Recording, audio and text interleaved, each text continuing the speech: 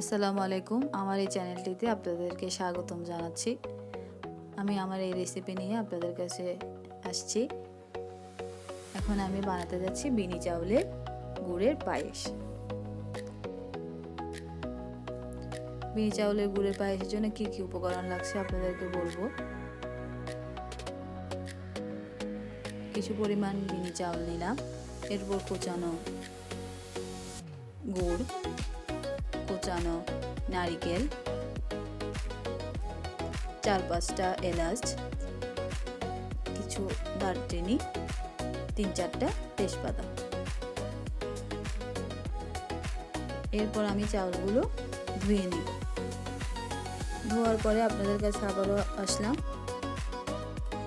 এখন আমি এই পায়েস বানানোর জন্য কি প্রসেসিং তা নিয়ে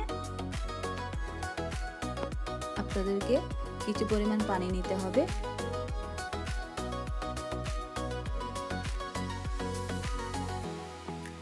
এরপর এতে একে একে তেজপাতা, এলাচ, দারচিনি দিয়ে পানিগুলো ফুটতে দিতে হবে। এই সময় চুলার আঁচ হাইয়ে থাকবে। ঢাকনা দিয়ে ঢেকে দিলে পানিগুলো খুব তাড়াতাড়ি ফুটবে।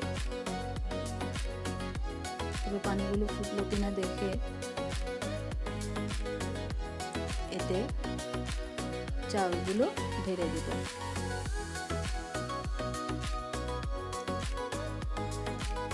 ঢালার পরে চাউলগুলো নেড়ে দিব।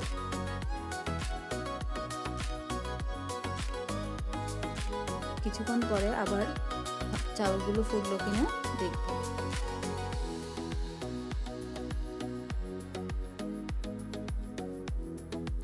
চাউল এই পর্যায়ে ফুটে এলে এতে গুড় দিয়ে দিব।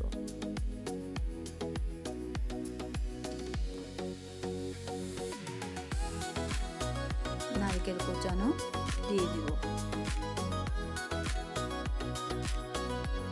দিয়ে সব উপকরণ একসাথে আবার নাড়তে থাকবো। মিষ্টির ব্যালেন্স ঠিক থাকার জন্য এতে অল্প পরিমাণ লবণ দিয়ে দেব।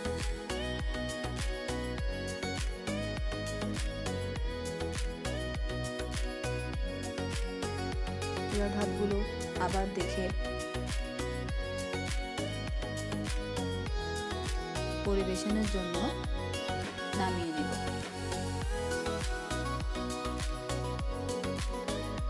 পরিবেশনের জন্য একটি পাত্রে অল্প কিছু ঢেলে নিব। ঢেলে কুচানো নারকেল দিয়ে পরিবেশন করব আপনাদের সামনে বিনি চাউলের খেজুরের গুড়ের পায়েস। আমার এই রেসিপিটি ভালো লেগে থাকলে আপনারা অবশ্যই বাসায় ট্রাই করবেন।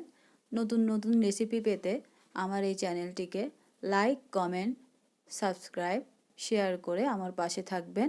ধন্যবাদ।